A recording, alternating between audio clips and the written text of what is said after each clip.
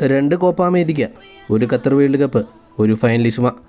അർജൻറ്റീനയ്ക്ക് നിരവധി നേട്ടങ്ങൾ നേടിക്കൊടുക്കാൻ അർജൻറ്റീനയുടെ മിഡ്ഫീൽഡിൽ നിർണായക സ്വാധീനം ചെലുത്തിയ താരമാണ് റോഡ്രിഗോ ഡി പോൾ എന്ന അർജൻറ്റീനയുടെ മിഡ്ഫീൽഡർ. അത്ലറ്റിക്കോ മാഡ്രിഡ് എന്ന സ്പാനിഷ് ലീഗിലെ വമ്പന്മാരുടെ കൂടെയാണ് ഇപ്പോൾ അദ്ദേഹം കളിക്കുന്നത്.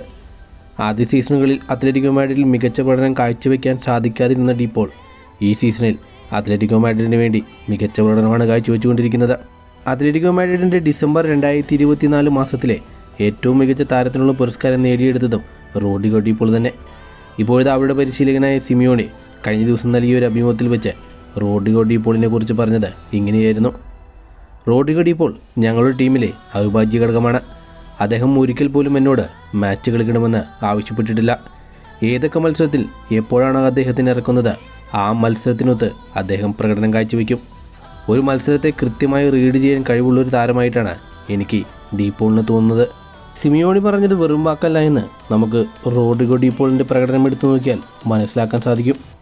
കഴിഞ്ഞ 3 സീസണുകളിലെ ലാലിഗയുടെ കണക്കെടുത്ത് നോക്കുകയാണെങ്കിൽ അസിസ്റ്റുകളുടെ സ്ഥാനത്ത് ടോണി ക്രൂസിനേക്കാളും മുമ്പിലാണ് റോഡ്രിഗോ ഡി പോൾ. 13 അസിസ്റ്റുകളാണ് അദ്ദേഹം കഴിഞ്ഞ 3 സീസണുകളിൽ നിന്ന് അത്ലറ്റിക്കോ മാഡ്രിഡിനായി നൽകിയിരിക്കുന്നത്. റിയൽ മാഡ്രിഡിൻ്റെ താരങ്ങളായ ടോണി ക്രൂസിനും വാൽവേദയ്ക്കുമൊക്കെ 12 അസിസ്റ്റുകളാണ് ഈ കാലയളവിൽ നേടാൻ സാധിച്ചിട്ടുള്ളത്.